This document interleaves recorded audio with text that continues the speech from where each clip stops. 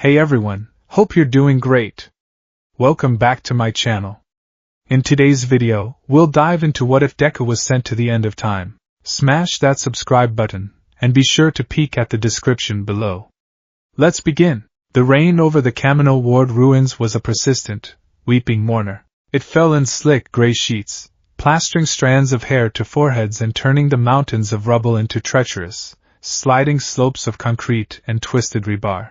Each drop that struck the battered ground seemed to whisper of a past tragedy, a scar on the land that refused to heal. Tonight, a new wound was being carved into that scar, one of fire, ice, and screaming metal. Izuku Midoriya, known to the world as the hero Deku, was a whirlwind of green lightning in the heart of the storm. Bakugo, on your left. He's creating a distortion field. Deku's voice, amplified by his mask's comm system, cut through the din of combat. Air and earth alike warped around a figure standing atop a precarious peak of debris. He was a man of average height and build, clad in a nondescript gray jumpsuit, his face obscured by a helmet that resembled a cracked clock face, its hands frozen at 11:45. He called himself Epic, and his quirk was a thing of nightmares. It wasn't flashy like Endeavor's flames or elegant like Best Jeanist's fibers. It was subtle, insidious, and fundamentally wrong. With a lazy gesture of his hand, a chunk of a building the size of a city bus began to flicker. One moment it was solid, rain-slick stone, the next it was a translucent, ghostly image of itself, before rapidly aging. Cracks spiderwebbed across its surface at impossible speed, moss grew and withered in seconds, and with a final, silent whoosh, the entire mass disintegrated into a cloud of fine, ancient dust that the rain immediately turned to mud. I see the damn thing, Deku! Don't tell me how to fight. Katsuki Bakugo's reply was a roar, punctuated by a series of perfectly aimed AP shots. The concussive blasts didn't strike Epic directly but hit the rubble around his feet, destabilizing his perch. Bakugo had learned. Raw power was useless against a man who could simply unexist the attack. Precision and environment were key. The battlefield was a frantic, coordinated dance of desperation. Shoto Todoroki's colossal glaciers, meant to box the villain in, would crumble into millennia of erosion moments after forming. Creati's tungsten nets, forged in seconds from her skin, would rust, decay, and fall apart before they even landed. The members of Class 1A, no longer children playing at heroics but hardened young veterans of a brutal war, were fighting a concept more than a man. How do you punch entropy? How do you capture a walking, talking temporal anomaly? Deku landed lightly on a bent I-beam, the soles of his boots hissing on the wet metal. Float held him steady against the buffeting wind. He surveyed the scene, his mind a frantic supercomputer processing a dozen streams of information. Danger sense thrumming at a low, constant hum. It spikes whenever Epic gestures. It's not predicting an attack, it's screaming that the world is being put together wrong. Black whip tendrils are anchored to 3 separate points, ready to pull or push. The rain makes the surfaces slick, need to maintain tension. FA gene is at 60% charge. Another few minutes of movement, and it'll be ready for a decisive burst. Uravity, status on the civilian sector evacuation? Came Tenya Ida's crisp, commanding voice over the comms. He was a blue and silver streak at the perimeter, directing other heroes and ensuring the battle didn't spill into the few inhabited blocks nearby. Perimeter is clear, Ingenium. Achiko Uraraka's voice was strained but steady. She was airborne, using her quirk on slabs of concrete to create floating shields, protecting her classmates from the debris Epic's power kicked up. Her eyes, visible through her helmet's visor, were fixed on Deku. The worry was a constant, tangible thing between them. The pro-heroes were struggling just as much. Endeavor's hellfire was consumed by the void around Epic, the flames guttering out as if starved of oxygen and time itself. Hawks's feathers, sent to probe for weaknesses, would age into brittle, useless things and disintegrate mid-flight. This was why he was here. This was why they were all here. Epic wasn't just a villain, he was an ideologue. His new temporal front believed that hero society, with its symbols of peace and its established order, had created a stagnant timeline. They were anchors, he preached in his manifestos, holding humanity back from its true, chaotic, and glorious potential. His goal was simple and terrifying, to erase the cornerstones of that society, to unanchor them from the timeline until the whole structure collapsed. He'd already succeeded in erasing several historic monuments and a retired, first-generation hero. Now, he was in Kamino, the site of All Might's greatest triumph and his symbolic end. And he hadn't come alone. While the students of 1A and a squadron of top pros focused on Epic, other heroes were tied up fighting his heavily armed followers across the district. They had been systematically isolated. It was a trap, and standing at the edge of the maelstrom, a gaunt, skeletal figure in a ridiculous yellow suit, was the trap's intended bait. Tashinori Yagi, the man once known as All Might, stood beside a makeshift command and control van, his fists clenched so tightly his knuckles were white. He was a general watching his soldiers from a hill, a position he despised with every fiber of his being. His presence was a strategic decision. His tactical mind, honed over decades of battle, was invaluable for coordinating the heroes. But it was also a torment. Every explosion, every cry of pain, was a dagger in his soul. He watched young Midoriya, a comet of green power, and felt a suffocating mixture of pride and terror. The boy was magnificent. He was everything All Might had hoped he would be: brave, brilliant, a true leader. And he was squarely in the crosshairs of a man who could erase him from existence. "He's channeling something bigger," Tashinori muttered into his own calm, his voice a gravelly whisper. "His distortions are getting wider. He's preparing to do more than just decay objects. He's trying to destabilize the whole area. You have to stop him now." "We're trying, All Might," Kirishima's voice grunted, the sound of his unbreakable form taking a glancing blow evident. "But we can't get close enough." Deku saw it too. The air around Epic was shimmering, like heat haze on a summer road, but it was cold, a bone-deep cold that had nothing to do with the rain. The hands on his cracked clockface helmet began to spin wildly. "He's building to something," Deku said, his voice grim. "Ida, Todoroki, we need to execute Ice Chariot now. Bakugo, on my signal, full power barrage on the right flank. Force him towards the basin. Don't order me around, you damn nerd." Bakugo snarled, but the grin on his face was predatory. He was already moving. "Understood." Ida and Todoroki replied in unison. The plan was a desperate gambit they had drilled 100 times. Todoroki slammed his right foot down, and a massive, slick ramp of ice shot up towards Epic's position. Simultaneously Ida, engines roaring at maximum output, grabbed Todoroki by the arm. Recipro turbo. The two of them rocketed up the ramp, a blue and white blur. Just as they reached the apex, Todoroki unleashed a torrent of fire, not at Epic, but behind them, propelling them forward with explosive force. It was a crude but effective application of physics they had perfected. "Now, Kaken!" Deku yelled. "Die!" Bakugo screamed, his hands glowing like twin suns. A deafening series of explosions, a howitzer impact that was less a single blast and more a sustained Gatling gun-like barrage, tore into the right side of the rubble pile. The carefully aimed attack forced Epic to leap left, directly into the path of the flying duo. Ida, moving faster than the eye could follow, shot past Epic, his leg armor scoring a deep gash in the villain's side. As Epic stumbled, momentarily distracted, Todoroki was already there, encasing the villain's legs in a thick, complex prison of ice. "He's contained!" Todoroki shouted, panting as he landed, sweat and rain mixing on his face. For a moment, a single, beautiful moment, it seemed to be over. The heroes converged, weapons ready, but Epic began to laugh. It was not the sound of a man in pain, but of a zealot reaching martyrdom. The sound was distorted, echoing as if from a great distance. "Contained?" His voice crackled, not from a speaker, but from the very air around them. "There is no container that can hold back time. You heroes, you are so focused on the now, on punching the problem in front of you. The ice around his legs didn't melt. It aged. In the span of a heartbeat, it turned cloudy, then fractured, and then sublimated into a puff of vapor, as if it had been sitting there for 10,000 years. Epic rose to his feet, ignoring the bleeding wound in his side. He turned his head, the broken clock face of his helmet scanning the assembled heroes. It passed over Bakugo, Todoroki, Ida. It passed over the pros. It passed over Deku, and then it stopped. his gaze fixed on the figure standing by the command van nearly a kilometer away.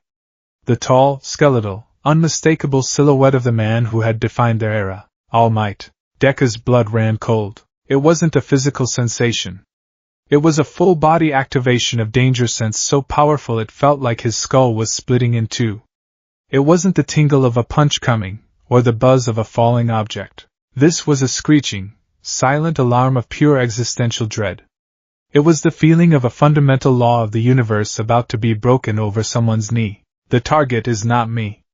The target is him. No, Deku whispered, the words stolen by the wind. Epic raised a single hand, not towards Deku or the others surrounding him, but towards the distant, frail form of Toshinori Yagi. The cornerstone, Epic breathed, his voice filled with religious fervor. Remove the first stone, and the entire arch of this stagnant society will collapse. This is not an attack. This is an edit. The greatest hero will simply have never been. He wasn't going to kill All Might. He was going to delete him. Time seemed to slow to a thick, viscous crawl. Deku saw it all with horrifying clarity. He saw Uraraka's eyes widen in terror. He saw Bakugo, for the first time in years, look genuinely scared as he realized the true target. He saw All Might's own face, a mask of grim acceptance, a soldier staring down the barrel of a cannon he could no longer dodge, but his successor could. In the space between one heartbeat and the next, there was no thought. There was no plan. There was only the promise. I will be your hero. The raw, foundational creed upon which Izuku Midoriya had rebuilt his entire existence. His body moved before his mind could catch up. FA Gene, 100% release. The kinetic energy he had been storing for the entire fight, built from hundreds of small movements, detonated within his muscles. It was a silent, internal explosion of pure force. Black Whip! In the same instant, 24 tendrils of black energy erupted from his back and arms. They didn't reach for debris. They lashed out behind him, grabbing onto the very air, pulling against reality itself to give him an impossible shove. Float. He was weightless, a projectile loosed from a cannon of his own making. The world dissolved into a tunnel of smeared colors. The only thing clear was the destination, the space between Epic and All Might. He was crossing a kilometer of rubble-strewn terrain in less than a second. Green lightning, the pure energy of One for All, arced from his body, superheating the rain around him into a trailing cloud of steam. From Bakugo's perspective, it was incomprehensible. One moment, Deku was standing 50 meters away. The next, a green thunderbolt erased the distance between him and the villain, moving at a speed that broke the sound barrier twice over. Bakugo was already moving, already blasting his way forward, but he was an eternity too slow. DKU, you damn nerd! He screamed, the sound a mixture of fury and primal fear. From All Might's perspective, it was a miracle and a curse. He saw the shimmering void coalesce around Epic's hand, a sphere of absolute nothingness aimed directly at him. He braced himself for oblivion, his greatest regret not being his own death, but the despair it would cause. And then, he saw the blur. A flash of green, a shock of familiar wild hair. His boy. His successor, moving to shield him, just as he had shielded so many others. A wave of terrible, beautiful pride crashed over him. No, my boy. Not for me. Deku arrived. He didn't have time to form a plan. He just had to intercept. He couldn't block the attack, it wasn't physical. He couldn't absorb it. He had to meet it. He had to overwhelm it. He funneled every ounce of his being, every drop of power from the 8 souls living within him, into his right arm. The energy swelled, a contained supernova of emerald light. His sleeve disintegrated. His support braces glowed cherry red and began to melt. The voices of the vestiges were a roaring chorus in his head, a unified shout of pure will. For him. For everyone. 9th. Delaware smash. He didn't scream the words. He became them. His fist punched forward, unleashing a 100% blast of One for All. It was not a gale of wind. It was a torrent of raw, unadulterated life force, a physical manifestation of a legacy of heroism, a river of stockpiled time and will, directed into a single, blinding spear of green energy, and it met Epic's quirk head-on. Chrono collapse was not an energy beam. It was a wave of non-existence, a localized field where the rules of causality broke down. It was a void that didn't destroy, but simply unmade. The two forces collided in the space before Deku, and the universe broke. The first thing to go was sound. All of it. Bakugo's explosions, the driving rain, Ida's engines, the frantic shouts, everything vanished. A profound, crushing silence fell over Kamino Ward, so absolute it felt like a physical pressure against their eardrums. The second thing to go was light. The point of impact did not explode. It imploded. Light from every direction, from Todoroki's fading flames, from Bakugo's gauntlets, from the streetlights on the perimeter, bent inward, stretching into long, spaghetti-like strands before being devoured by a pinprick of perfect blackness that had formed where Deku's fist met the void. The rain stopped falling. Billions of individual droplets hung suspended in the air, perfect, motionless spheres of water. For everyone watching, time had frozen. But for Deku, it was unraveling. He felt it first as a pins and needles sensation across his entire body. He was at the epicenter, the point where an irresistible force met an irremovable concept. The energy of One for All, a quirk that stockpiled history, was trying to overwhelm a power that erased it. It was a paradox of the highest order, and his body was the battleground. He looked down at his own arm, still encased in the raging green storm of his smash. And he saw his skin begin to flicker. Like a bad holographic projection, his form began to glitch. For a microsecond, his hand was transparent, the bones within visible. Then it was the hand of a small, quirkless child covered in scrapes. Then it was the gnarled hand of an old man, wrinkled and frail. It flickered through 1,000 potential timelines, 1,000 might-have-beens, all in an instant. The vestiges were screaming. Not in his head, but from his very soul. They were a part of the energy, a part of the history being attacked. He felt their confusion, their terror, as the timeline they were anchored to began to fray. From the outside, the heroes watched in mute horror. Deku's entire body was strobing. One moment he was solid, muscles straining, face a mask of determination. The next, he was a translucent ghost, a see-through silhouette of green light. Then his form stretched, pulling like taffy, his head and feet remaining in place while his torso elongated into an impossible, grotesque shape. Uraraka let out a choked sob that made no sound. Her hand was outstretched, fingers trembling, as if she could reach across the frozen moment and pull him back. The silent, black implosion at the point of impact began to swell, not outward, but inward. It was consuming the collision, consuming the paradox. It was consuming Deku. The green afterimage that had burned itself onto everyone's retinas was the first thing to be devoured. Then the crackling lightning. Then his distorted, flickering form was pulled, inexorably, into the silent, hungry maw of the void he had helped create. He had a single, fleeting thought as his consciousness was stretched to infinity. It wasn't about All Might, or his mother, or his friends.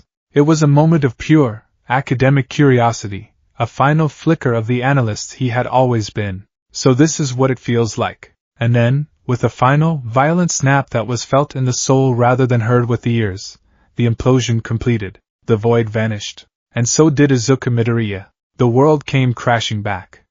The sound of the rain, the distant sirens, the crackle of dying fires, it all returned in a deafening rush. The suspended water droplets fell. Time lurched back into motion. But the space where Deku had been standing was empty. Utterly, completely empty. There was no body. No blood. No tattered remains of his costume. Not even a scorch mark on the ground. It was as if a celestial editor had simply selected him and pressed delete. All that remained was a faint, ozone-like smell and a lingering green shimmer in the air that was already fading, like the ghost of a camera flash. For a full 5 seconds, no one moved. No one breathed. Their minds simply refused to process what their eyes had just witnessed. It was too fast, too quiet, too wrong. People didn't just vanish. The silence was broken by a single, guttural sound of pure, undiluted rage. It came from Katsuki Bakugo. He stood frozen, his gauntlets smoking, his eyes wide and fixed on the empty space. The rain washed over his face, mixing with the tears he would never admit were there. His teeth were clenched so hard his jaw ached. The world had tilted on its axis, and the one constant point of infuriating, inspiring light in his life had just been extinguished. His mind replayed the last second. The flicker. The distortion. The vanishing. Denial warred with a cold, terrifying certainty. He scanned the rubble, the sky, anywhere, expecting the damn nerd to pop up with a broken arm and a stupid, sheepish grin. He didn't. The certainty won. A chasm opened in Bakugo's chest, a void of cold, terrified fury. He tilted his head back, and the sound that tore from his throat was not a word, but the howl of something that had its heart ripped out. DKU. The name was a physical blow to the air, a shockwave of grief and rage that made the other heroes flinch. He whipped his head around, his crimson eyes locking onto the cause of it all. Epic had been thrown back by the recoil of his own unleashed power. He was slumped against a piece of concrete, his clock face helmet cracked further, revealing a pale, sweat-slicked face underneath. He was staring at his own hands, then at the empty space where Deku had been, a look of profound, horrified confusion on his face. This wasn't the triumphant look of a villain who had slain his enemy. This was the dawning horror of a scientist who had just made a catastrophic miscalculation. Bakugo was on him in an instant, a feral blur of orange and black. He grabbed the front of Epic's jumpsuit, lifting him clear off the ground. "Where is he?" Bakugo roared, his voice cracking, spittle flying from his lips. "What did you do?" "Bring him back." Epic just stared, his eyes unfocused, looking through Bakugo, through everything. He was muttering, his voice a dry, rattling whisper that was almost lost in the rain. The power, the legacy. It wasn't supposed to fight back.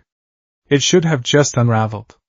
He shook his head, a single tear tracing a path through the grime on his cheek. The architect of the moment had no understanding of his own creation. I didn't mean to," he stammered, his eyes wide with a cosmic terror that dwarfed Bakugo's rage.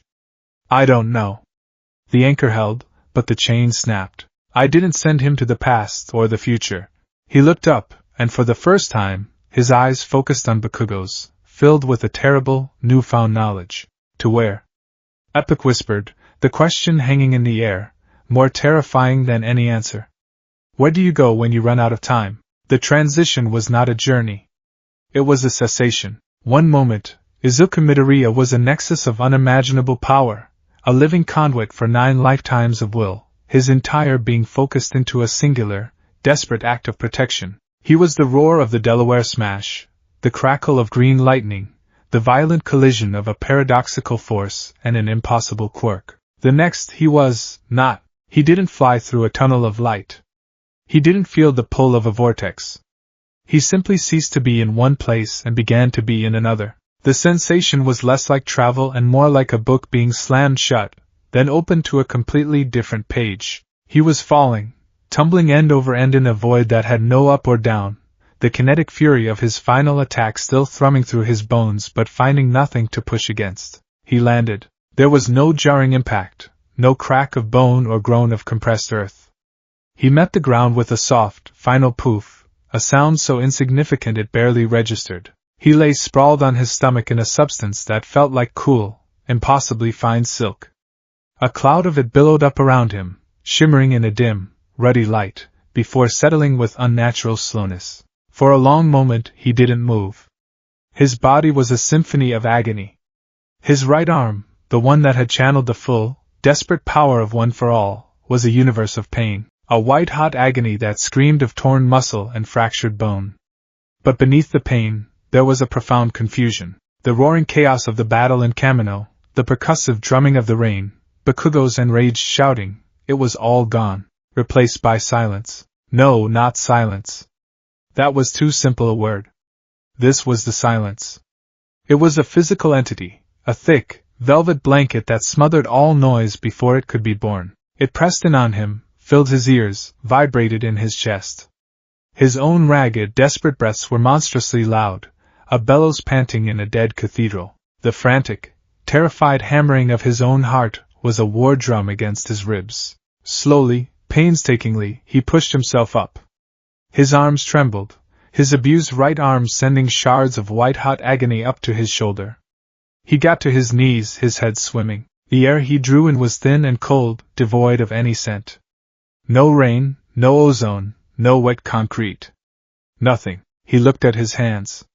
His gloves were shredded, particularly on the right, the armored plating melted and warped. Through the tears in the fabric, he could see his skin, blistered and red but miraculously intact. He flexed his fingers. Pain, yes, but they moved. He was alive. He was, somewhere. A villain's quirk, was his first, analytical thought. A sensory deprivation zone. An illusion. Epic must have a partner.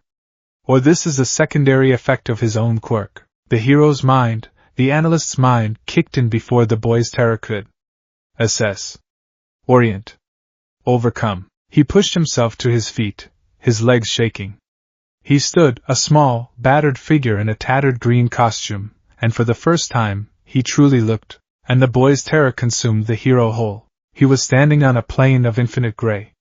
The ground was a uniform carpet of fine, charcoal-colored dust, stretching out in every direction to a horizon that was impossibly flat and distant. There were no hills, no valleys, no rocks, no features of any kind.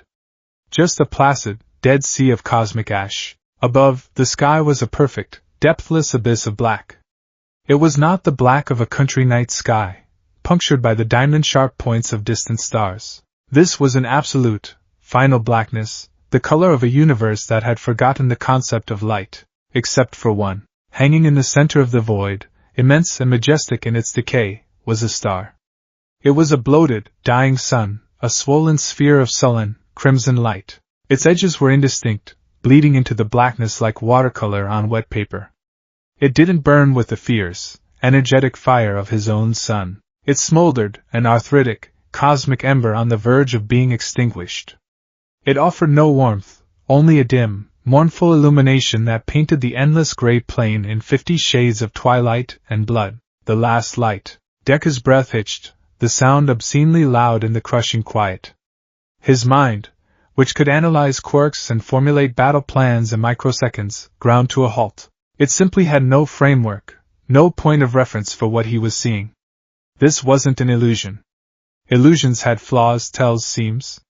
This place was perfect in its desolation. Its scale was too vast, its silence too profound, its emptiness too complete. Panic, cold and sharp, pierced the fog of his shock. "Hello?" he called out, his voice sounding small and foreign, a fragile trespasser in the hall of silence. The sound didn't travel.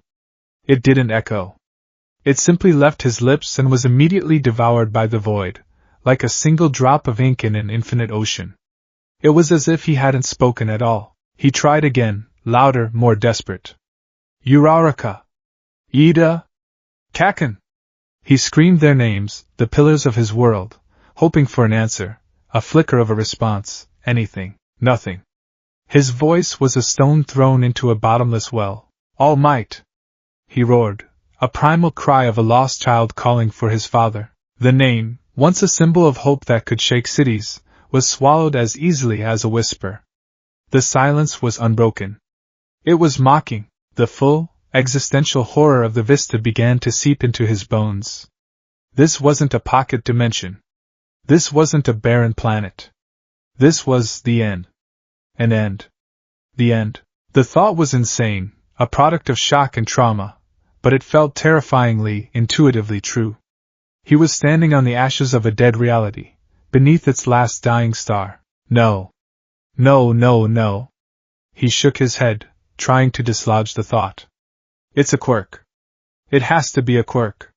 And if it's a quirk, I can fight it. He braced himself, sinking into a familiar stance. He took a deep, shuddering breath and called upon his power. He reached inward, to the warm, vibrant core of light that lived within him, the sacred fire passed down through 8 generations. He called for one for all, and it sputtered. The sensation was terrifying. Activating one for all had always felt like opening a floodgate. It was a surging, roaring river of power, accompanied by the comforting, layered presence of the vestiges in the back of his mind. This time, it felt like striking a damp match. A flicker of green lightning, weak and pathetic, danced across his arm for a half-second before dying. He felt a faint, distant warmth, like the memory of a fire long since extinguished. He reached deeper, searching for the vestiges, for Nana Shimura's kind reassurance, for Yoichi's foundational strength. He found only echoes. Faint, distant whispers, like voices at the wrong end of a transoceanic phone line, distorted and incomprehensible. They were there, but they were cut off. Trapped with him. He wasn't connected to the great river of OFA anymore. The quirk, by its very nature, stockpiled power over time, passed down through the stream of history. He had been thrown to a place where the stream had run dry. The only power he had was what he'd been holding in his own body at the moment of impact. His battery was no longer connected to the grid. He was running on reserve power, and he had no idea how much was left. The last vestiges of the hero's analytical mind crumbled, replaced by the raw, animal panic of a trapped creature. He ran. He didn't know where he was going. He just picked a direction and sprinted, kicking up silent plumes of gray dust with every step. The green lightning of full cowling flickered weakly around him, maybe 5%, but it felt like a monumental effort. His footfalls made no sound. His own harsh breathing was his only companion. He ran across the desolate plain, a tiny speck of desperate motion in a universe defined by stillness. The bloated red sun remained fixed in the center of the sky, neither rising nor setting. The horizon remained impossibly distant, a perfect circle of gray meeting black that never seemed to get any closer. There were no landmarks, no points of reference. He might have been running in a circle, or he might have been crossing the diameter of a dead galaxy. There was no way to know. He ran until his lungs burned and his legs screamed in protest. He ran until the weak flicker of one for all guttered out completely, leaving him feeling heavy and mortal. He stumbled, falling to his knees, gasping for air that did nothing to quell the fire in his chest. He looked back.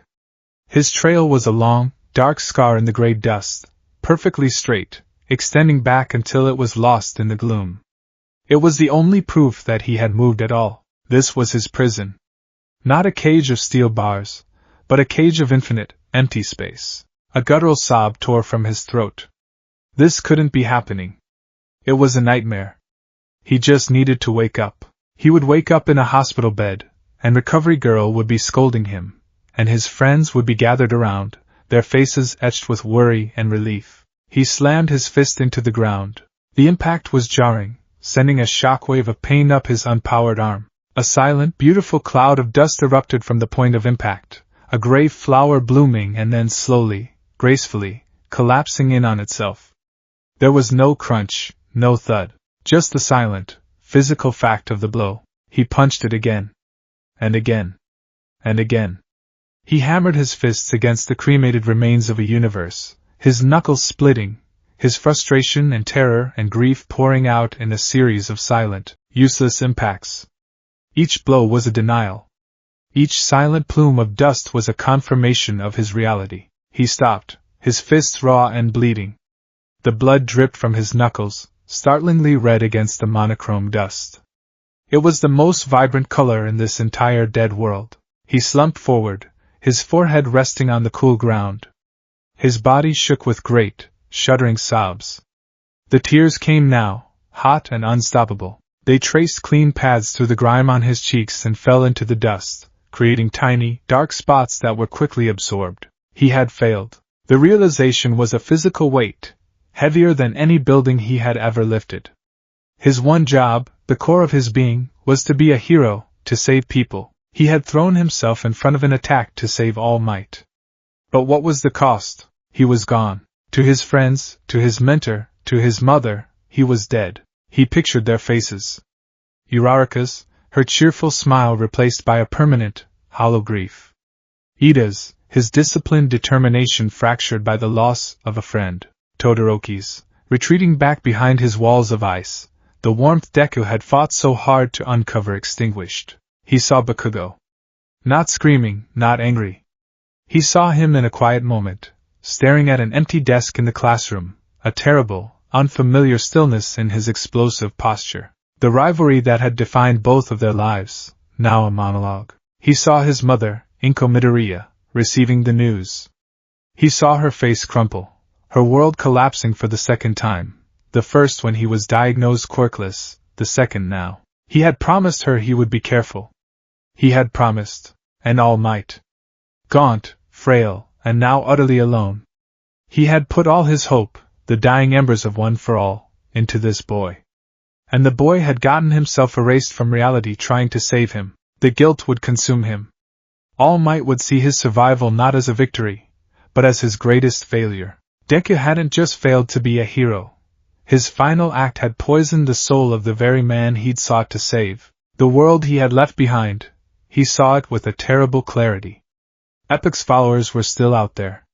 And all for one, that smiling, calculating monster, was still playing his game. Deku had been the countermove, the single piece on the board that could challenge the king. And that piece had just been wiped from the game. Without him, All for One's victory wasn't just possible, it was inevitable. He hadn't saved anyone. He had doomed them all. He rolled onto his back, the fine dust clinging to his torn suit, his hair, his tear-streaked face. He stared up at the dying red sun, the sole witness to his despair. Its light felt like pity. How long did he lie there? In a place without day or night, time had no meaning. It could have been minutes. It could have been hours. It could have been days. His grief cycled through its stages, from hot, agonizing sorrow to a cold, empty numbness. His mind, starved of stimulus, began to play tricks on him. He would hear phantom whispers of his friends' voices in the oppressive silence. He'd see flickers of motion at the edge of his vision, only to find nothing there. He thought about giving up. The idea was seductive. He could just lie here. Let his reserve energy fade. Let his body shut down. He could join the dust. Become one with the silence. It would be an end to the pain, the guilt, the crushing, infinite loneliness. He closed his eyes. He let the numbness wash over him. You can be a hero! The memory was so sharp, so clear, it was like All Might was standing right beside him. The memory of a skinny, skeletal man on a rooftop, telling a quirkless, broken boy that his dream wasn't impossible. It was the memory of the moment his life truly began. Meddling when you don't need to is the essence of being a hero. He remembered running, his useless legs pumping, towards the sludge villain that held Bakugo. He remembered the feeling, not of courage, but of his body moving on its own. His eyes snapped open. The dying red sun still hung there, impassive. He was Izuku Midoriya. He was the ninth holder of One for All. His life had been a gift, forged from the hope of 8 others, lying down here and dying, letting their legacy fade into nothing in this forgotten corner of reality. It wasn't just giving up. It was a betrayal. It was the ultimate act of selfishness. A spark of something hard and defiant ignited in the cold emptiness of his chest. It wasn't hope. Hope was a fragile thing, and it had been crushed by the sheer scale of this place. This was something tougher. It was resolve. He didn't know if he could get back. He didn't know if there was a way out. He didn't know anything.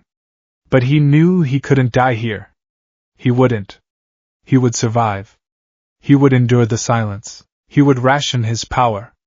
He would face the infinite emptiness and spit in its face. If this was the end of time, he would be the one thing that refused to end. He sat up, the movement slow, deliberate. He wiped the tears and dust from his face with the back of a bloody hand. He looked at the vast, featureless landscape, at the dim, bloody light of the last star. The existential horror was still there, a cold knot in his stomach. But now, it was accompanied by a grim, burning determination. His name is Deku. And a hero never, ever gives up. He forced himself to his feet, his body screaming in protest. He had no plan. He had no direction. He had no hope. All he had was a promise he had made to himself and to the world. He took a single, deliberate step forward into the silent, gray expanse. And then another. He would walk. He would explore. He would analyze. He would survive. He would find a way. Or he would die trying. As he walked, a solitary green figure moving through a dead world, he did not look back. There was nothing to see. There was only the last light above, and the endless, silent road ahead. Time, in a place where it had ceased to exist, became a purely subjective measure, a cadence set by the rhythm of one's own thoughts. Izuku Midoriya lost track of the cycles. He measured them not in sunrises, for there were none, but in the completion of his own self-imposed routines, the only bulwark against an encroaching madness that threatened to be as infinite as the gray plain around him. Each cycle began with an inventory. He would sit, cross-legged on the cool dust, and take stock. Body battered but healing. The vicious burns and torn muscles from his final, paradoxical attack were slowly mending, a testament to the residual, passive healing properties of One for All. Mind frayed, but holding. Suit, a tattered ruin, his gloves useless, the green fabric ripped and stained. Power, the most precious and terrifying inventory of all. He would reach inward, touching the core of Oafe, and feel its faint, flickering warmth. It was a dying candle flame, and he was cupping his hands around it, shielding it from a wind that wasn't there. He estimated he had enough for maybe a dozen weak, 5% smashes, or a few minutes of sustained full cowling. After that, he refused to think about after that. The second part of the cycle was movement. He would walk, a perfect, straight line away from his previous cycle's camp, a small circle he scuffed in the dust. He counted his steps, the number growing into the millions. It was a meaningless metric in a place of infinite scale, but the ritual was the point. It was an act of order in a realm of entropy. It was proof that he was still trying. The third part was training. Not of power, but of form. He would move through the katas All Might had taught him, the graceful blocks and powerful strikes of a fighting style designed for a body overflowing with strength. Here, performed with only his own mortal muscle, the movements felt hollow, pathetic. Yet he persisted. He practiced his breathing, the meditative techniques Gran Torino had drilled into him. He focused on the silence, not as an enemy, but as a medium, trying to find its edges, its texture. He was an analyst, and this dead universe was the most complex quirk he had ever encountered. The final part of the cycle was remembrance. He would sit and speak their names aloud into the devouring quiet. Uraraka. Ida. Todoroki. Ajui. Kirishima. Yaoyorozu. Bakugo. He went through the entire class, then the teachers, then All Might, then his mother. It was a prayer, a litany to keep their faces sharp in his mind, to remind himself of the world he was fighting to remember. It was the only thing that kept the crushing, absolute loneliness from swallowing him whole. He had long since given up trying to eat or drink. He felt no hunger, no thirst. It seemed the fundamental laws of biology were as frayed here as the laws of physics. His body, sustained by the last dregs of Ofe's life force and perhaps by the strange nature of this place itself, simply endured. It was during the walking phase of a cycle he had long ago numbered in the triple digits that he saw it. His head was down, his eyes on the rhythmic motion of his own feet, counting steps. 4,712,101, 102. His mind was a numb metronome. He looked up, a habit ingrained to scan the unchanging horizon for any deviation, and there was one, far, far in the distance, a pinprick of light. He stopped dead, his count forgotten. He blinked, certain it was a phantom, another trick of a mind starved for stimulus. He had seen dancing phosphenes in the blackness before, imagined flickers of green lightning at the edge of his vision. He squeezed his eyes shut, rubbing them hard with the heels of his hands until colors burst behind his eyelids. He opened them again, his heart hammering a frantic, sudden rhythm against his ribs. It was still there. It wasn't the sullen, bloated red of the dying sun. This was different. It was a warm, gentle yellow light. It flickered softly, like a candle flame seen through a thick fog. It was a terrestrial light, a familiar light. A living light. For the first time since his arrival, a feeling other than despair or grim resolve pierced his soul. It was hope, but it was so sharp, so potent after its long absence, that it felt like a physical pain. It was a gasp of air after being held underwater for too long. A searing agony that was infinitely better than the numbness that preceded it. Tears welled in his eyes, hot and immediate, blurring the tiny, distant flame. He didn't know what it was. A star being born? A cosmic anomaly? Another soul cast adrift? It didn't matter. It was something else. It was proof that he was not the only point of interest in this entire dead infinity. He did not hesitate. Conservation of energy be damned. Full cowling, 5%, the familiar green lightning, weak as it was, crackled to life around him. The power felt glorious, a jolt of life in his weary limbs. He broke into a sprint, his feet kicking up great, silent clouds of gray dust. He fixed his eyes on the flickering yellow light, his entire world narrowing to that single point of hope. The scale of Terminus was cruelly deceptive. What seemed like a short jog away turned into a grueling, marathon sprint. He ran and ran, his lungs burning, the feeble glow of one for all threatening to gutter out. The light grew, but with agonizing slowness. It grew from a pinprick to a pea, from a pea to a marble. He had to pause several times, deactivating his quirk, panting as he conserved his precious energy, never letting the light out of his sight. It became his anchor, his north star in a sky that had none. After a journey that felt like it spanned a lifetime, he was finally close enough to see its source. Rising from the unbroken gray plain was a structure. It was a single, elegant spire of what looked like polished black obsidian, reaching up into the starless void like a clawed finger. It was not built, not constructed. It looked as if it had grown from the dust, a crystalline cancer at the end of time. It was sharp-edged and geometric, yet possessed an organic, flowing quality. Veins of soft, internal white light pulsed rhythmically within its dark material, like a slow, sleeping heartbeat. And there, at its base, hanging from a gracefully curved archway that formed an entrance, was a lantern. It was a simple, old-fashioned thing of dark metal and glass panes, and inside it, a single, golden flame danced and swayed, defying the absolute stillness of the air. It was the source of the light, the beacon that had called to him. The sheer, homey simplicity of the object in this impossible place was so jarring it made Deku's head spin. He deactivated Orphe a final time, his legs trembling from the effort. He approached the spire slowly, cautiously.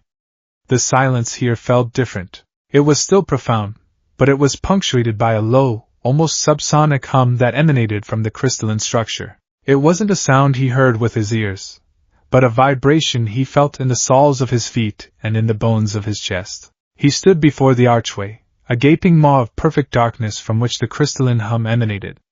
The lantern light cast his long, distorted shadow behind him. He was a ruin of a hero, covered in gray dust, his costume in tatters, his face gaunt and pale.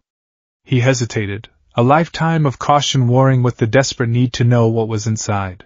Taking a deep, shuddering breath that made no sound, he stepped through the arch. The interior was a single, cavernous chamber.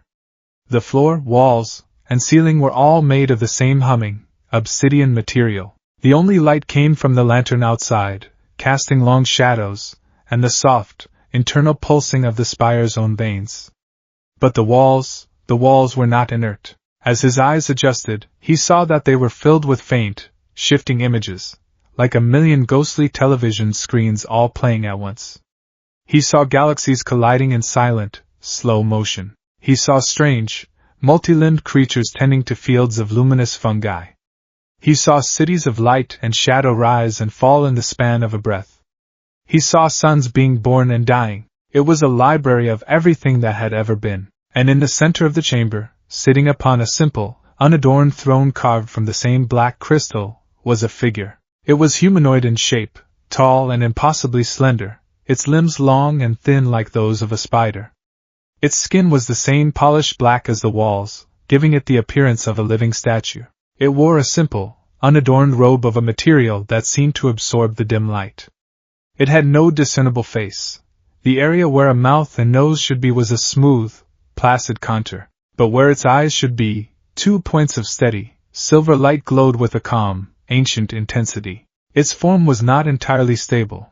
Its edges shimmered and blurred, a constant, subtle glitch that made it seem as if it were only partially occupying this reality. It was perfectly, utterly still, its long, 3-fingered hands resting on its knees. Deku froze, his breath caught in his throat.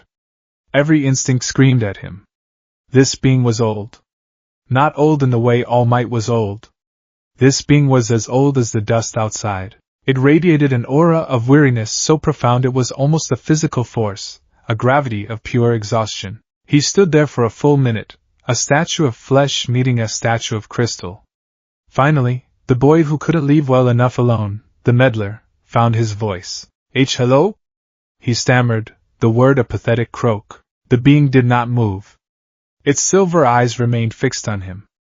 But a voice entered his mind, not as a sound, but as a direct thought, a concept implanted into his consciousness. The voice was dry, ancient, and filled with an infinite tiredness, like the rustle of dead leaves skittering across forgotten stone. Another piece of flotsam, washed up on the final shore. The sheer unexpectedness of the mental voice made Deku stumble back a step. His heart hammered against his ribs. It knew he was here. It could speak. What are you? Deku asked, his voice trembling but his desperation overriding his fear. Where am I? Is this a quirk? Can you help me?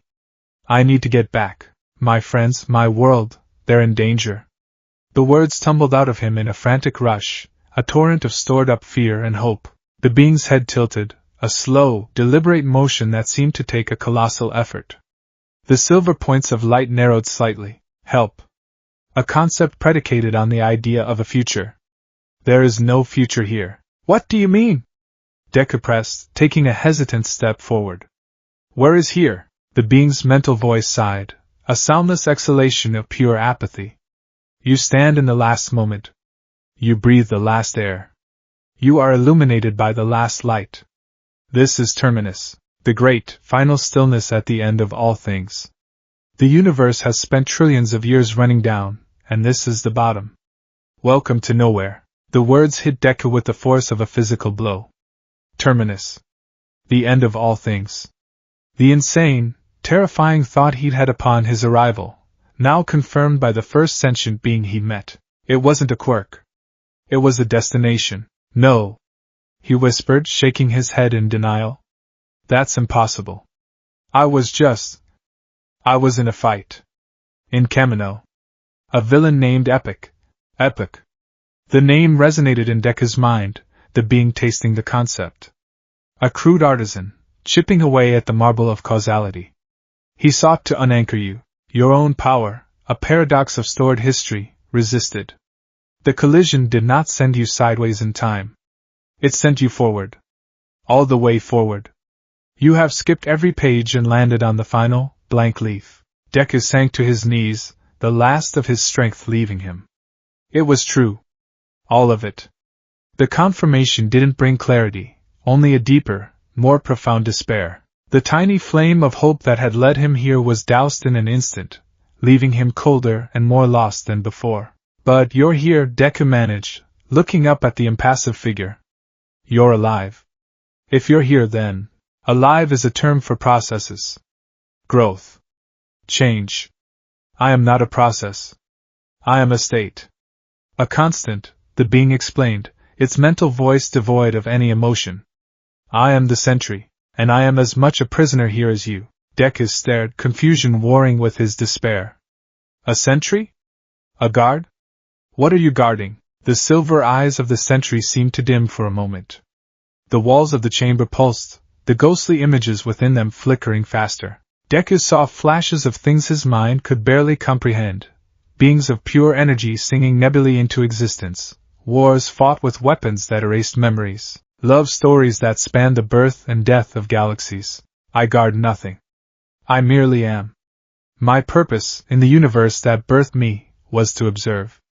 To record. My quirk, as your limited lexicon would define it, is perfect, passive recollection. I was its archivist, its librarian. I witnessed every moment, from the first spark of creation to the last, fading sigh of matter. The sentry gestured with one of its long, thin hands towards the shimmering walls. This spire is my memory palace. A library of a cosmos that is gone. When my universe finally succumbed to entropy, my own nature, my very reason for being, anchored me to its final moment. I did not travel here. I simply remained, as everything else fell away. I am the last thought of a dead god. Deku was speechless. The sheer scale of the tragedy, the loneliness of this being's existence, was beyond his comprehension. To have seen everything, only to be left with nothing but the memory of it, alone for eternity in the fading embers of reality. How long? Deku whispered. How long have you been here? The sentry's silver eyes seemed to look through him, into the eons behind him. The star you see, the last light, it was the vibrant, blue-white heart of my home galaxy when I first became aware of its dimming. Time is a measure of change. Here, almost nothing changes. By your perception, the eons I have waited would be a number so large your species has not yet conceived of a name for it. I have watched the echoes of creation fade. I have listened as the last vibrations of reality smoothed into this perfect silence. I am a librarian with no one left to read my books. And my curse is that I can never forget a single word. The sentry's gaze returned to Deku, its apathy a crushing weight. You are not the first anomaly to arrive, boy of the ninth legacy. Over the vast stretches of silence, other things have washed ashore. A stray thought from a psychic species, a quantum-entangled particle separated from its partner, a rogue probability wave. They are motes of dust in the gloom. They flicker, and then they fade, rejoining the great stillness. You are merely the most complex piece of debris I have witnessed in a long while. The dismissive tone, the classification of him as mere debris, reignited a spark of defiance in Deku's soul. I'm not debris, he said, his voice gaining a sliver of its old strength. He pushed himself back to his feet, standing tall despite his tattered suit and weary body. I'm a hero. And I have to get home. There has to be a way back. The sentry did not mock him. Its reaction was worse. It was pity. A cold, detached, clinical pity. Hope. A fascinating, chaotic emotion. A symptom of a living, dynamic universe. It is a fever produced by the illusion of a future. It has no meaning here. The sentry's mental voice was flat, final. Time, child, is a river that flows only in one direction. It empties into the sea of entropy. You are in the sea. There is no swimming back against the current of all that ever was. The finality of the statement was absolute. The sentry was not a warden to be reasoned with or a villain to be defeated. It was a scientist stating a fundamental law. You cannot unscramble an egg. You cannot put a drop of water back into a river that has run dry. You cannot go back. Deku stood before the ancient being, the sole inhabitant of the end of time. The hope that had carried him across the dead plains lay shattered at his feet. He was not alone, but he was more lost than ever. He had found another soul in the infinite dark, only to be told that the darkness was absolute, and their prison eternal. He looked from the impassive, shimmering form of the sentry to the single, flickering lantern at the entrance. It was a lie. A cruel, beautiful lie. It wasn't a beacon of hope. It was the porch light of a tomb. The cycles continued, but their nature had irrevocably changed. The spire became the new center of Izuku Midoriya's universe. He did not enter it again, not at first. The crushing finality of the sentry's pronouncement had erected a wall more formidable than any obsidian crystal.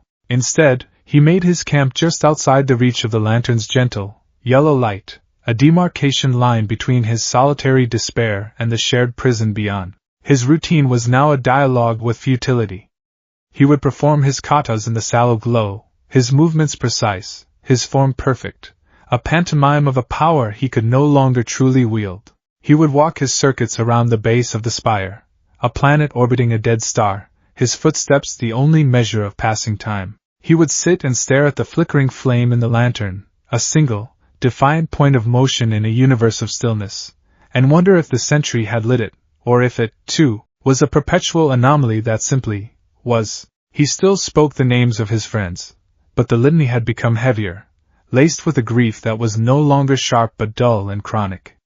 It was the ache of a phantom limb. He was mourning a world that, for all he knew, might have ended millennia ago. His struggle to return might be for a home that had long since turned to dust, just like the ground beneath his feet. The sentry, for its part, remained on its throne. Deku could feel its presence, a calm, ancient weight in his consciousness. It observed him, he knew.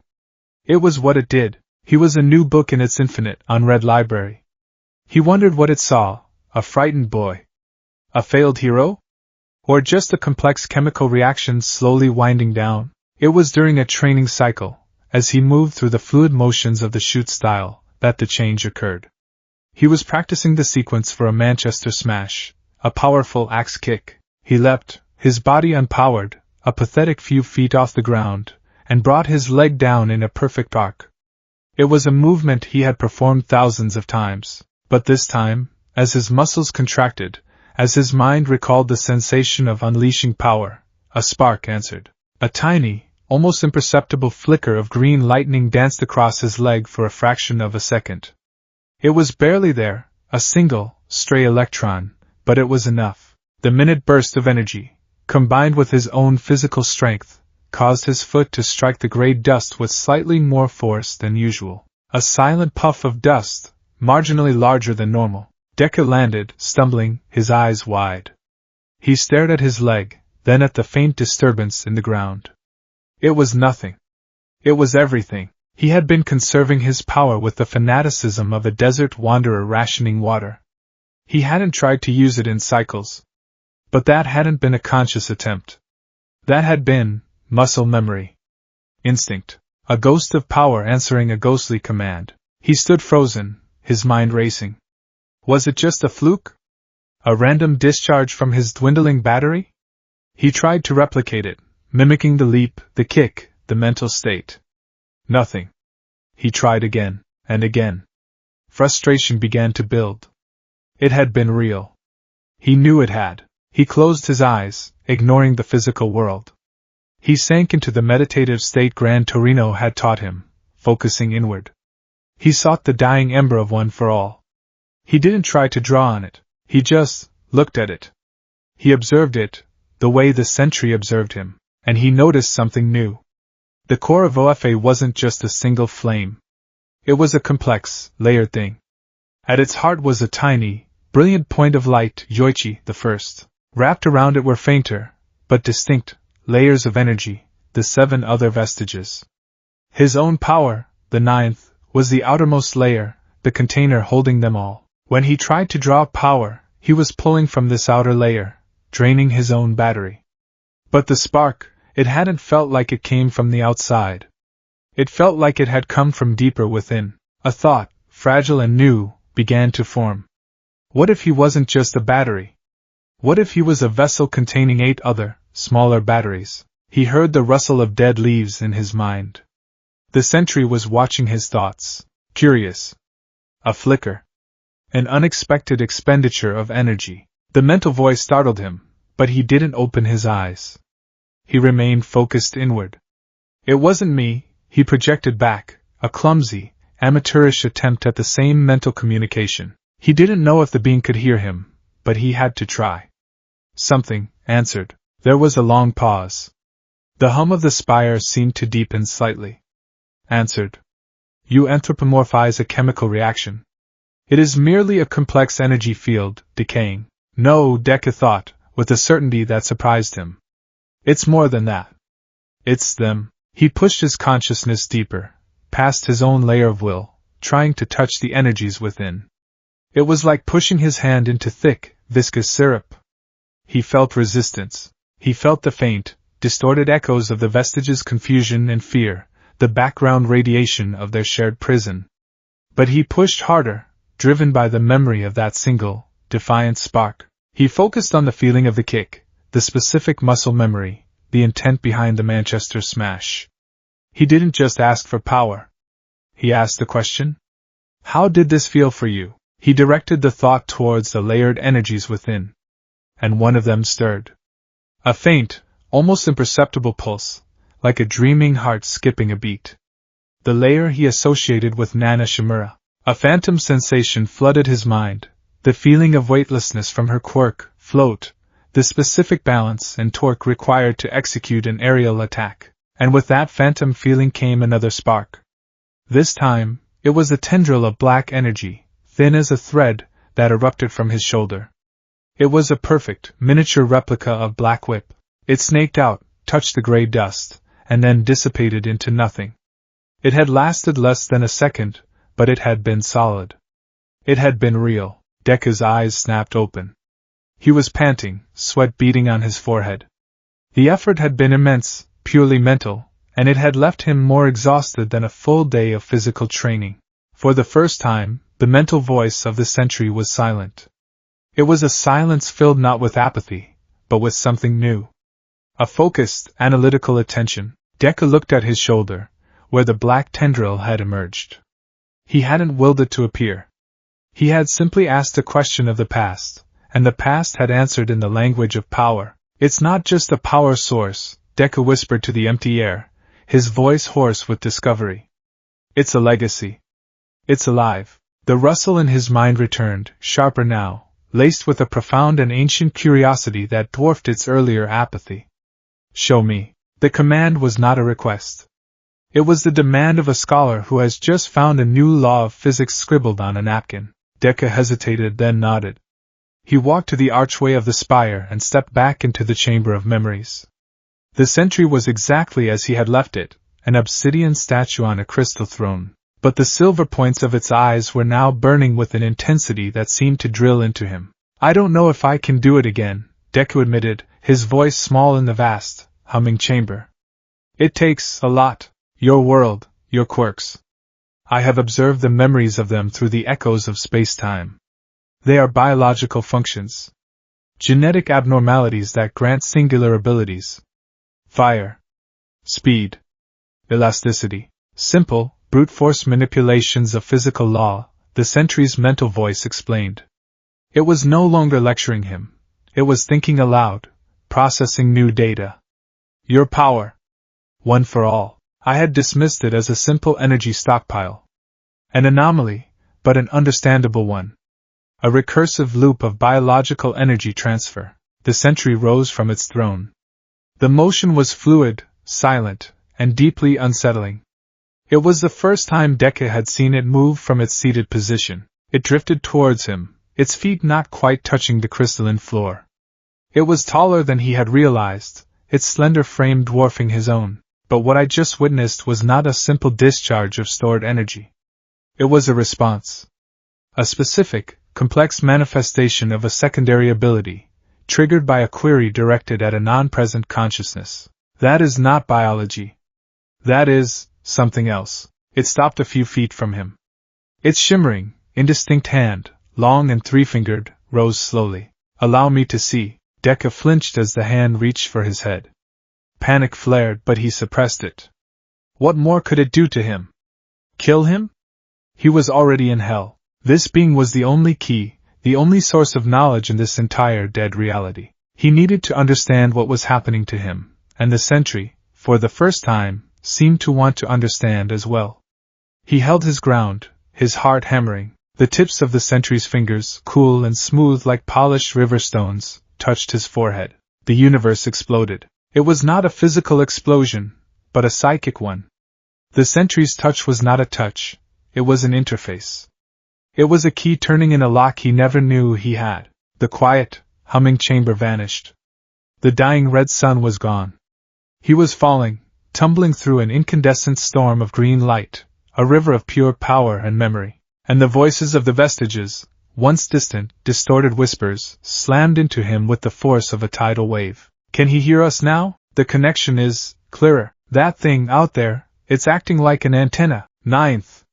Can you hear us? He was back in the meeting room, the familiar, hazy subconscious space. But it was different. It wasn't hazy anymore. It was sharp, solid, hyperreal. He could see the grain in the wood of the long table. He could see the determined spark in Nana Shimura's eyes, the weary intelligence in Daigoro Banjo's, the fierce, protective glare of the second user. All 8 of them were there, standing, their forms solid and distinct, radiating their own unique energies. And they were all staring, not at him, but through him, at the presence that was connected to him. In his mind's eye, he saw the sentry, a shimmering black silhouette standing at the edge of their shared consciousness. Its silver eyes were wide with what looked like pure, unadulterated shock. Impossible. Its mental voice echoed through the space, filled with a wonder that bordered on reverence. It is not a quirk. It is a timeline.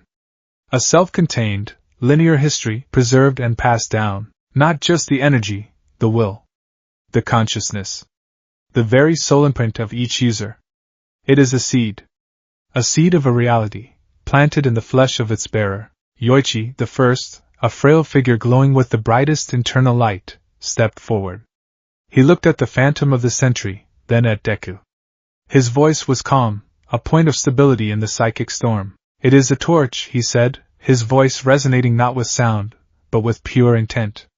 passed from hand to hand, gathering light as it goes, to one day be bright enough to banish the darkness. Nana Shimura was next, her expression a mixture of fierce hope and concern for Deku. We are all a part of it, ninth. Our lives, our regrets, our power. When you were torn from the timeline, you tore us with you. We have been trapped in this static with you, unable to reach you. The sentry's presence recoiled slightly, processing the information at a speed Deku could barely comprehend. A chain of causality, existing outside of the primary universal timeline. A legacy that becomes a tangible, transferable force. In all my eons, in all the countless species and powers I have recorded, I have never seen anything like this. It is a paradox of life in a universe defined by decay. It is an anomaly of the highest order. The sentry's focus shifted, its silver gaze locking onto Deku. The intensity was overwhelming. The others who washed ashore here, they faded because they had no anchor. They were single moments, single thoughts, disconnected. But you are not a single point. You are a line.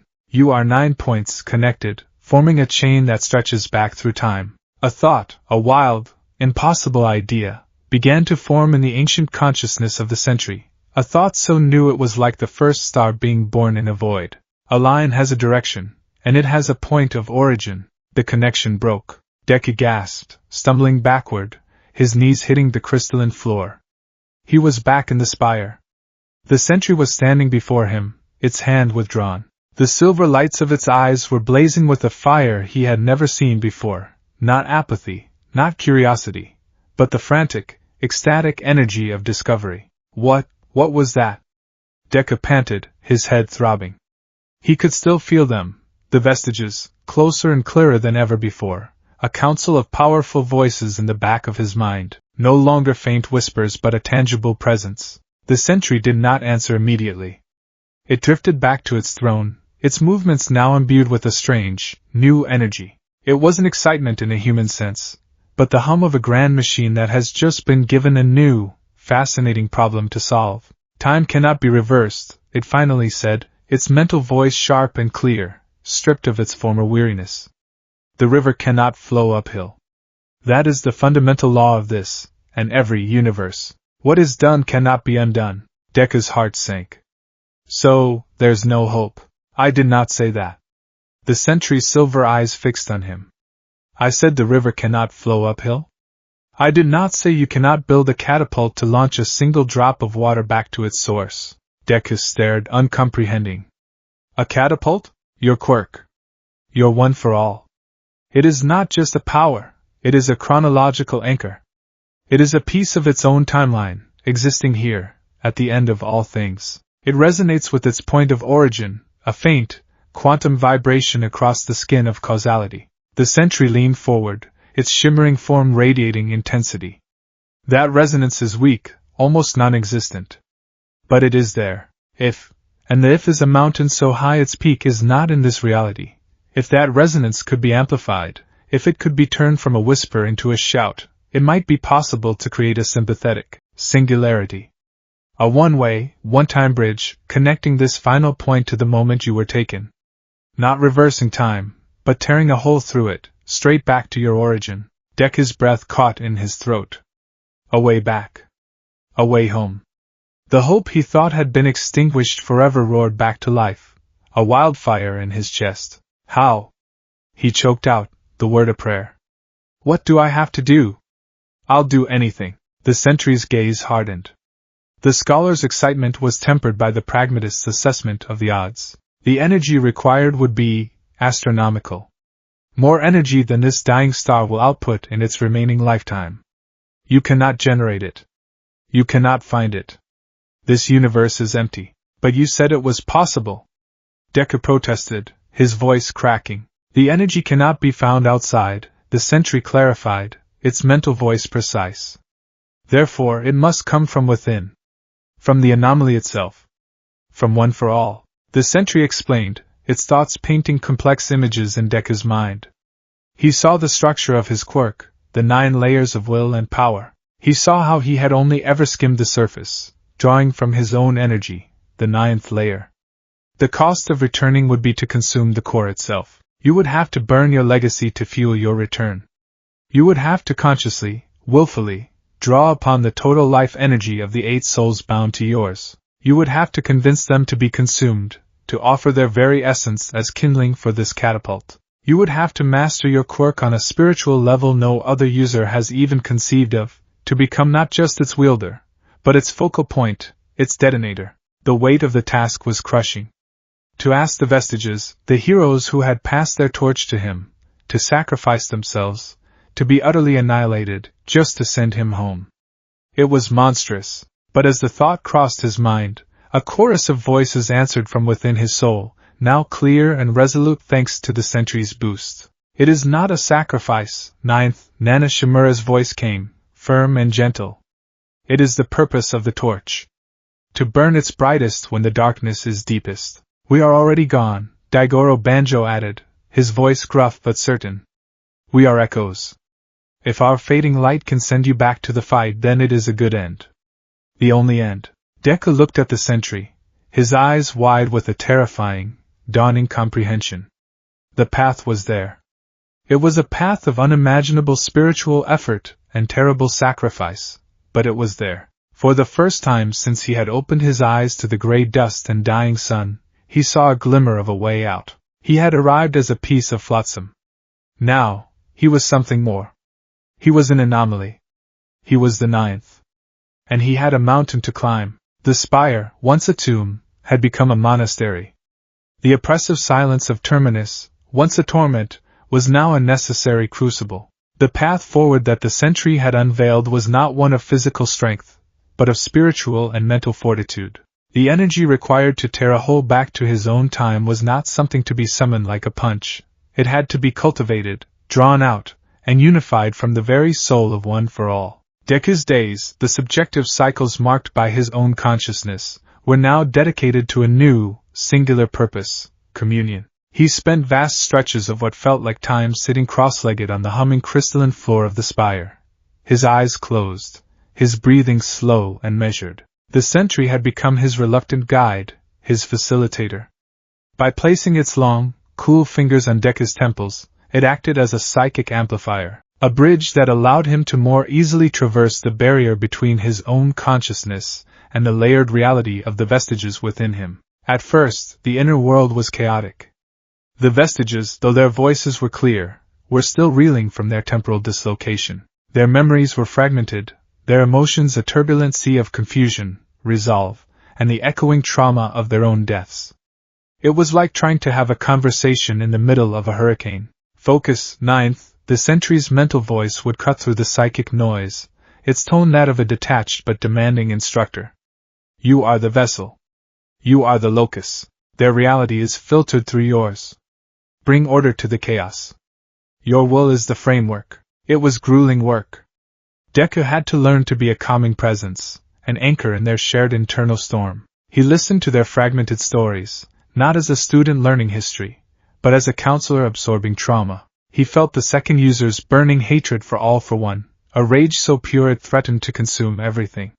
He experienced the third's quiet desperation. He felt Heike Shinomori's profound, crushing loneliness, the man who had held OFA in isolation and let it consume him from within, a fate Deku now understood on a terrifyingly personal level. He was becoming more than just their successor. He was becoming their confessor, their focal point. Slowly, painstakingly, the inner world began to stabilize. The raging storm calmed into a deep, powerful river, and the meeting room of his subconscious became a place of true counsel. But as he grew more adept at navigating his own soul, the sentry noticed a flaw in his resolve. A crack in the foundation of his will. You are determined, its mental voice observed one cycle, after Deku had spent what felt like days mediating a conflict between the second's rage and the sixth's pragmatism. Your will to return is strong, but it is abstract. You fight for a memory. An idealized image of a world you left behind. This is insufficient. Deku opened his eyes, his brow furrowed. He was sitting before the sentry's throne, the being's hand no longer needed to forge the connection. What do you mean? I'm fighting for my friends, for my mother, for everyone. You are fighting for the idea of them, the sentry corrected, its silver eyes glowing with cool logic.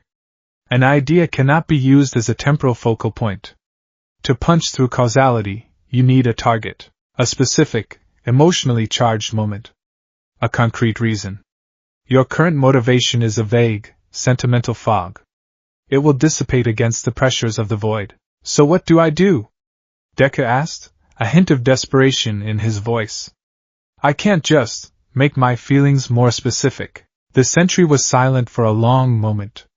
The hum of the spire deepened, and the ghostly images on the walls, the dying galaxies and forgotten species, began to shift and swirl with greater speed. Your arrival here created a resonance, it explained slowly, the thought a new and dangerous one. A faint echo of the wound in space-time. It is a one-way street. Information cannot flow back to its source, but perhaps a glimpse can be stolen from the other side. A reflection in a shattered mirror. Deku's heart seized. A glimpse? A glimpse of what? Of the world you left behind, the sentry stated, its voice flat. Of the now that has continued without you.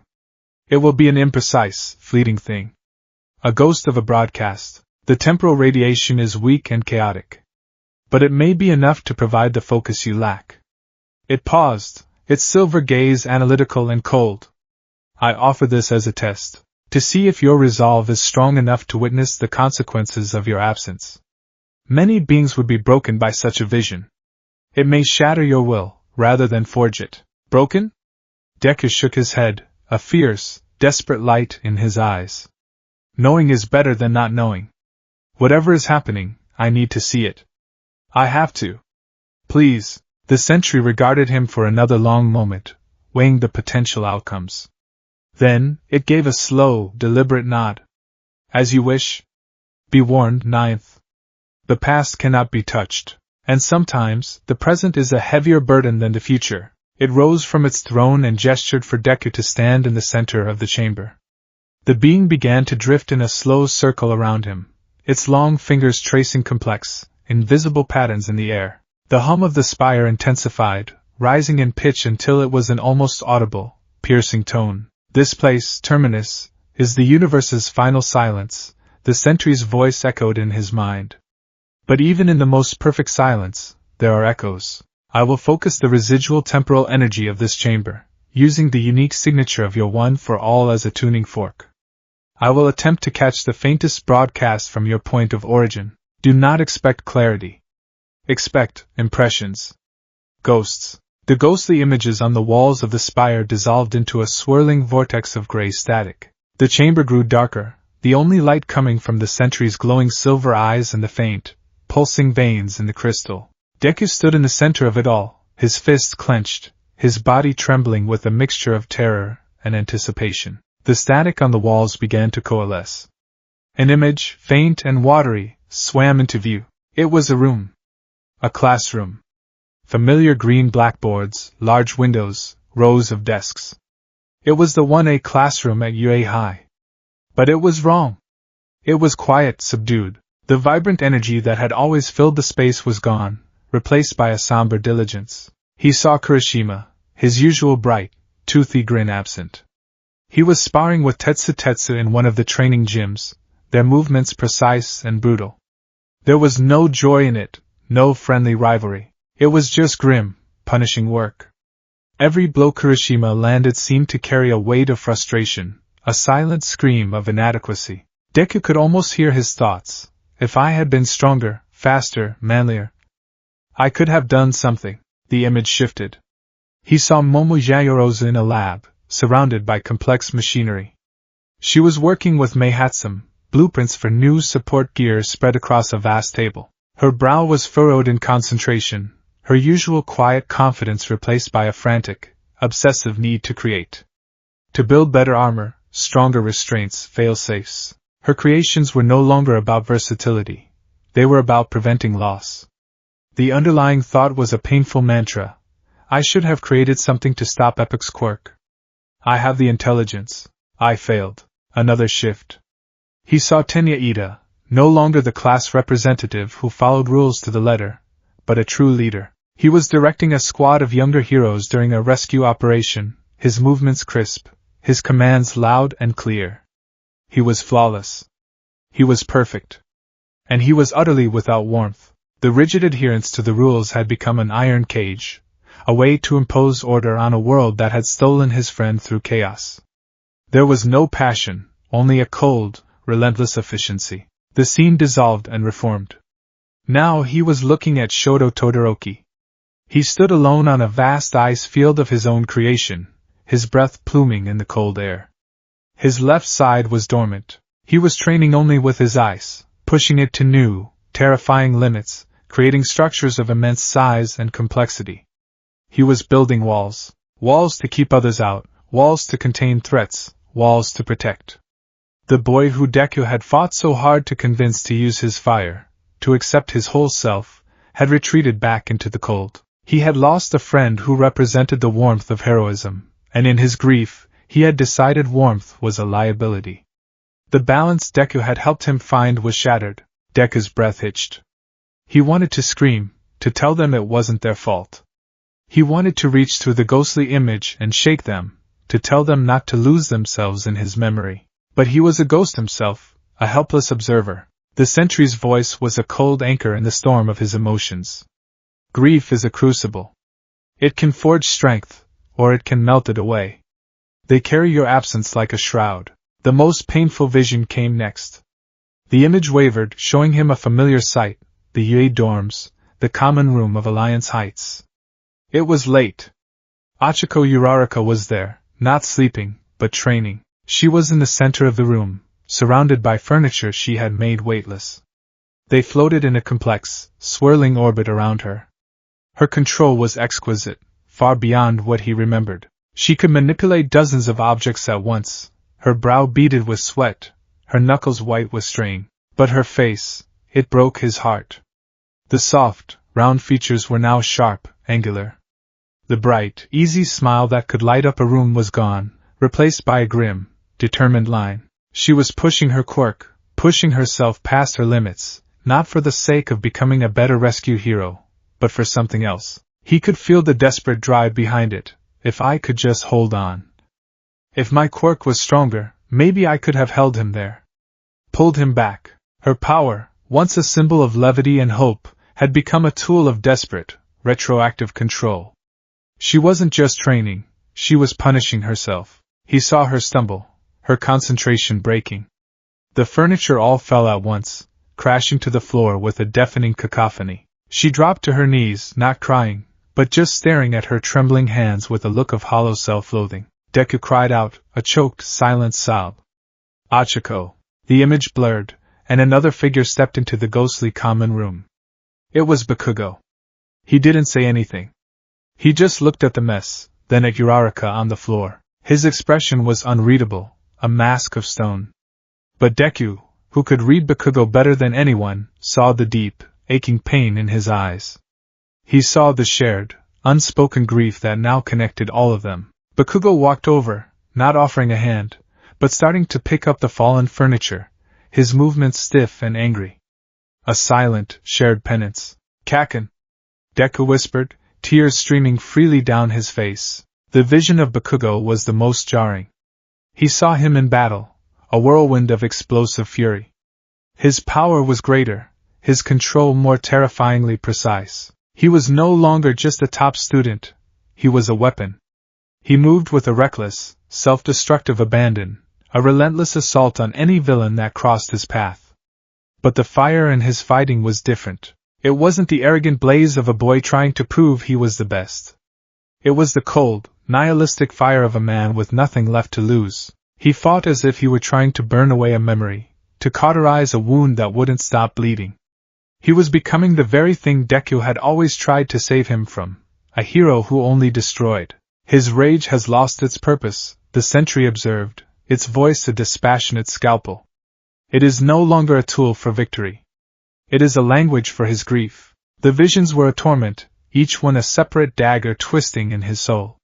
He saw his mother, her face aged 10 years, tending to a small memorial shrine in his room, her smile brittle and thin. He saw the pro-heroes, their faces grim, the public's faith in them eroded by the mysterious disappearance of the new symbol of hope. News reports flickered, talking of a resurgence in villain activity, of fear returning to the streets. The hope All Might had built, the hope Deku was meant to carry, was crumbling. But the final vision, the one that truly broke him and then forged him anew, was of two men. The image sharpened, focusing on a place he knew well, the beach in Dagoba Municipal Park. The beach he had cleaned, the place where his journey had truly begun. Two figures stood there, staring out at the ocean. One was All Might. Toshinori Yagi looked like a ghost. He was impossibly thin, his clothes hanging off his skeletal frame, the light in his eyes, the indomitable fire that had never truly been extinguished even in his weakened form, was gone.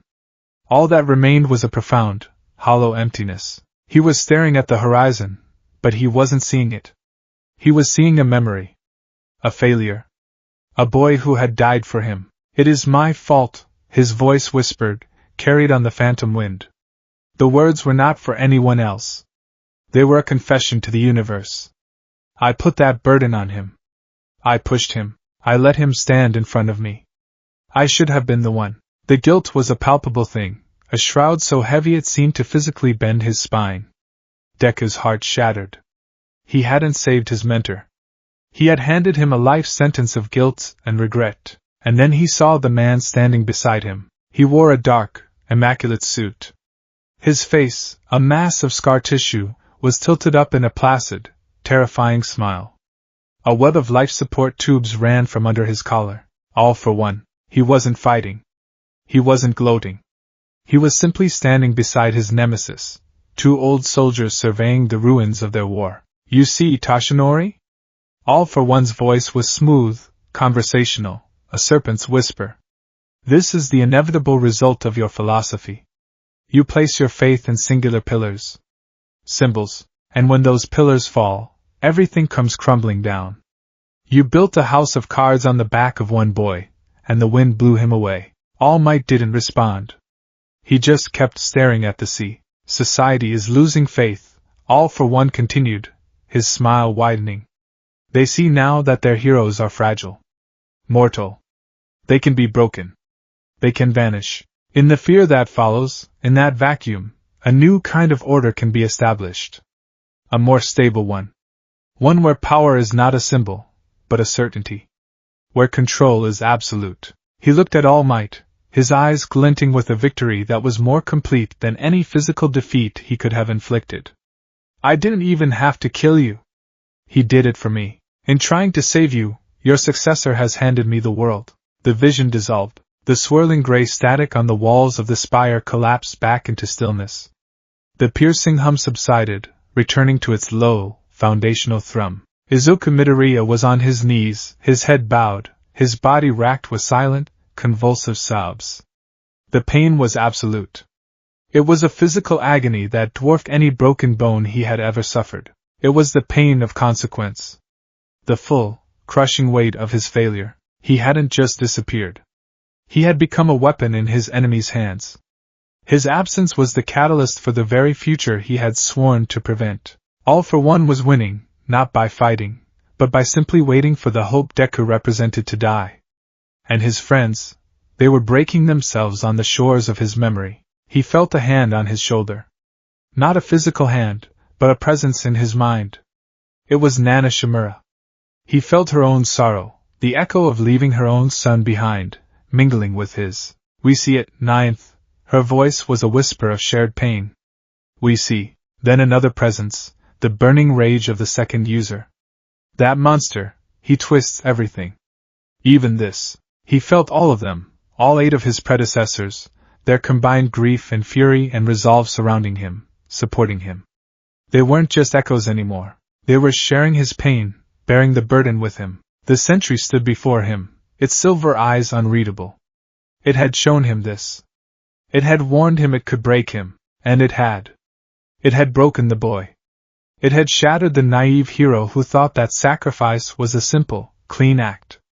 It had burned away the sentimental fog. But in the ashes of the boy, something else was being forged. Deku slowly, shakily, pushed himself to his feet. His face was a mess of tears and grime, but his eyes were different. The wide, innocent green was gone. In its place was a burning, focused emerald fire. The fire of a man who has looked into the abyss, seen the absolute worst, and has decided to climb out, not with hope, but with pure, unadulterated will. He no longer had an abstract desire to go home. He had a mission. He had to save Uraraka from her own grief. He had to stop Bakugo from consuming himself with rage. He had to give Todoroki his fire back. He had to absolve All Might of his guilt, and he had to stand before All for One, look him in his smiling, scarred face, and prove him wrong. He looked at the sentry, his gaze unwavering. "Thank you," he said, his voice raw, but steady. The sentry tilted its head, a minute expression of surprise. "I have shown you a vision of despair. I have shown you that your absence has broken your world. Why do you thank me?" "You didn't show me despair," Deku corrected, his voice resonating with a new, hard-won power. "You gave me a target." He closed his eyes, focusing inward. He no longer needed the sentry's help to find the meeting room. He walked into it, the 8 vestiges standing to greet him, their faces grim but resolute. He looked at them, not as their successor, but as their commander. "I know what I have to do now," he said, his voice echoing in the shared soul space. "I know the promise I need to focus on." He opened his eyes, the real and the subconscious merging. He was back in the spire, but he was also with them. He held up a hand, and for the first time, a flicker of green lightning danced around his fingers, not by accident, not by instinct, but by a pure, conscious act of will. It was stronger than before. It was focused. "My name is Izuku Midoriya," he declared to the silent, waiting form of the sentry, and to the 8 souls within him. "And I am going home."